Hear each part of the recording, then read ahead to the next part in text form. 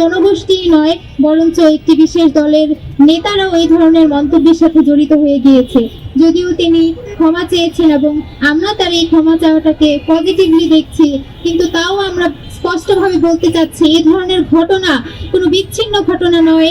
আমরা ছাত্র সংসদ নির্বাচন থেকে শুরু করে দেখতে পাচ্ছি যারা ছাত্র সংসদকে কেন্দ্র করে সামনে এসেছে প্রত্যেককে নিয়ে কিভাবে কুরুচিপূর্ণ মন্তব্য করা হয়েছে, কুরুচিপূর্ণ ছবি, ভিডিও, ফেক ভিডিও কিভাবে ছড়ানো হয়েছে, যা আমাদের নারীদের মানসিক বিপর্যয়ের কারণ।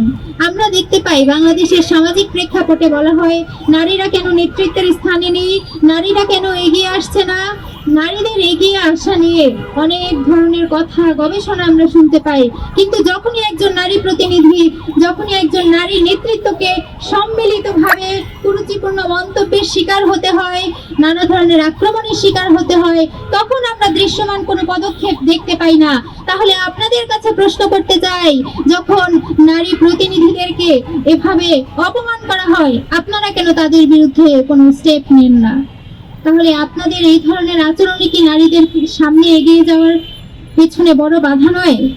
এবং আপনাদের মুখেই যখন নারী অধিকারের বলি আমাদের শুনতে হয়, তখন সেটা বেশ হাস্যকরী শোনায়। আমরা বাংলাদেশ ইসলামী ছাত্রী সংস্থার ঢাকা বিশ্ববিদ্যালয় শাখা সুস্পষ্টভাবে বলতে চাই, নারীর পোশাক নিয়ে কোনো ধরনের অপমান তাকে করা যাবে না, নারীর ধর্মীয় বিশ্বাসে আঘাত হানা যাবে না, নারীর পোশাকের স্বাধীনতায় বাধা দেয়া যাবে না। এবং হিজাবি নিকাবি যারা আছে তাদেরকে কোনো ধরনের অপমান করা যাবে না। হিজাব নিকাব শুধুমাত্র একখণ্ড পোশাকই নয়, বরঞ্চ মুসলিম নারীর সম্মানের সাথে, ধর্মীয় অনুভূতির সাথে অঙ্গাঙ্গিভাবে জড়িত। যখন হিজাব নিকাব নিয়ে কটূক্তি করা হয়, তখন আমাদের ধর্মীয় অনুভূতিতে তা তীব্রভাবে আঘাত হানে।